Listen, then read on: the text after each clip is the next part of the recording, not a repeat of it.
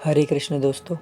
जब महाभारत का युद्ध शुरू हुआ उससे पहले पांडव और कौरवों की सेना आमने सामने थी। युद्ध शुरू हो कि इससे पहले दोनों ओर से योद्धाओं ने अपने अपने शंख की प्रचंड ध्वनि से युद्ध शुरू होने का आह्वान किया। दोस्तों, जो शंख महाभारत के युद्ध स्थल में कुरुक्षेत्र की पावन भूमि में बजाए गए, आइए उनके नाम जानते हैं क्या है। सबसे पहले परम परमेश्वर परमात्मा भगवान श्री कृष्ण के शंख का नाम जानते हैं, जिसकी ध्वनि से तीनों लोग गूंज उठे थे। भगवान श्री कृष्ण ने अपना पांचजन्य शंख बजाया, जिससे यह हुआ कि अब ये महाभारत का युद्ध आरंभ हो ही गया है। भगवान श्री कृष्ण के शंखनाद के बाद यह निश्चित हो गया कि अब ये धर्म युद्ध शुरू हो गया है। और उनके बाद उनके मित्र तथा भक्त कुंती पुत्र अर्जुन ने अपना देवदत्त नामक शंख बजाया। अर्जुन के धनुष का नाम गांडीव था, इसलिए अर्जुन को गांडीवधारी अर्जुन के नाम से भी जाना जाता है। जब भगवान श्री कृष्ण अर्जुन को भगवद गीता का ज्ञान दे रहे थे, तो अर्जुन ने मोह माया में आकर डर के मारे यह धनुष जमीन पर छोड़ दिया था।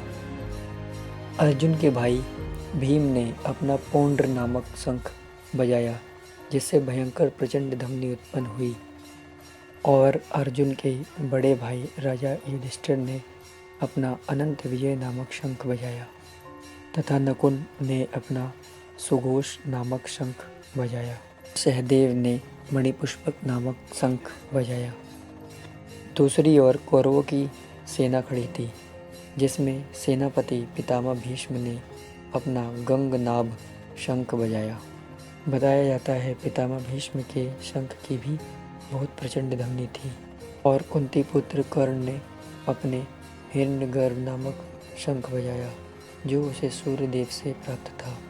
राजा दुर्योधन ने अपना विदारक नामक शंख बजाया, जो उन्हें गांधार की सीमा से प्राप्त हुआ था।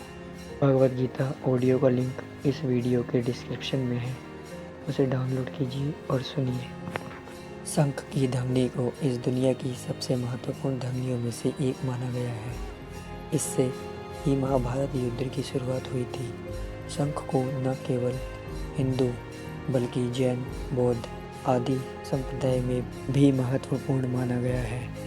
हमें अपने घर में दक्षिणावर्ती शंख रखना चाहिए और उसकी रोज पूजा करनी चाहिए।